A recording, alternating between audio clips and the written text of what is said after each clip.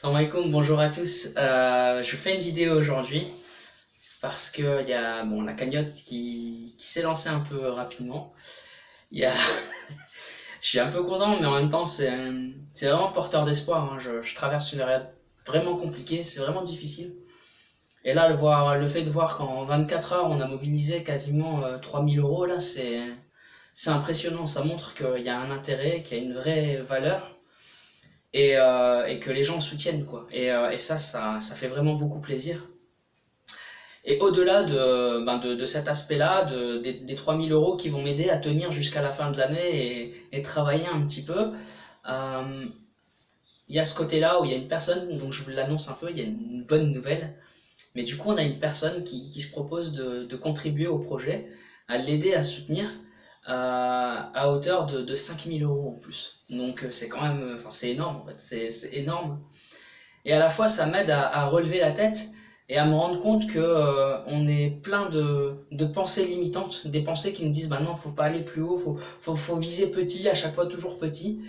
Alors qu'en vérité, faut juste lever la tête et dire bah écoute, les besoins c'est quoi?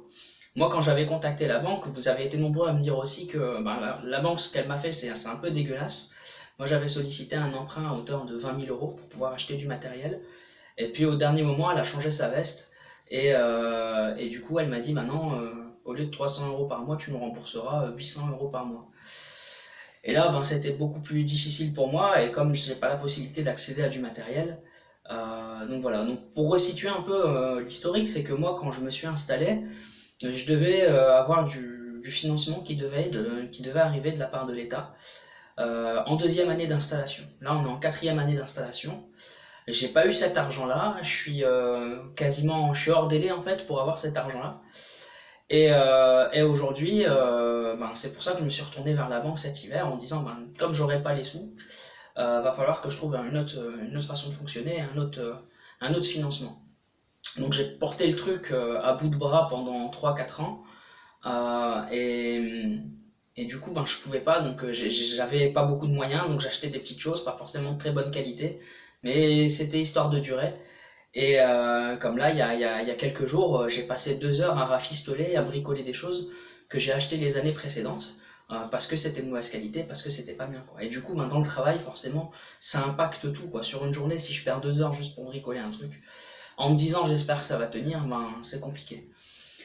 Et du coup, je pense que vu l'engouement qu'il y a et vu la solidarité que j'ai trouvée autour de ce projet et que vous m'avez démontré, je me dis et pourquoi pas aller chercher, monter, étant donné qu'on a 8000 euros quasiment qui sont réunis maintenant, euh, qu'à la base il me fallait environ 20 000 euros pour acheter du matériel et savoir travailler.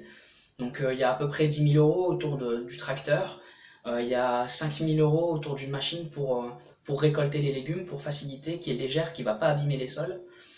Et le reste, ça va être du petit matériel et ça va être de quoi restaurer mes serres. Je vous montrerai la photo. Moi, j'ai des tempêtes à chaque fois qui m'ont défoncé les serres. Et le fait de pouvoir la restaurer, la solidifier, je peux espérer pouvoir produire des bonnes tomates. Cette année, j'ai pas pu produire de tomates. Alors que, voilà, quoi, on me dit pas mal, tes tomates, je les ai pas trouvées ailleurs, quoi. Donc ce serait bien si on pouvait tous ensemble aller, il reste finalement pas grand chose parce qu'il y a un potentiel qui est énorme, on pourrait aller beaucoup plus loin. Et des fois, je vois sur des cagnottes, on réunit parfois 50 000 euros pour aider peut-être une personne ou pour aider un petit truc. Alors que là, en fait, quand on se rend compte, c'est un lieu de production, on nourrit des gens sainement. C'est un lieu, c'est un espace qui est écologique. Je travaille en bio, même si, voilà. C'est un espace qui est social parce qu'on crée une mixité sociale, on se fait rencontrer des gens. Et parce qu'il y a une partie des légumes qui sont distribués à des familles qui sont dans le besoin. C'est un projet qui est social.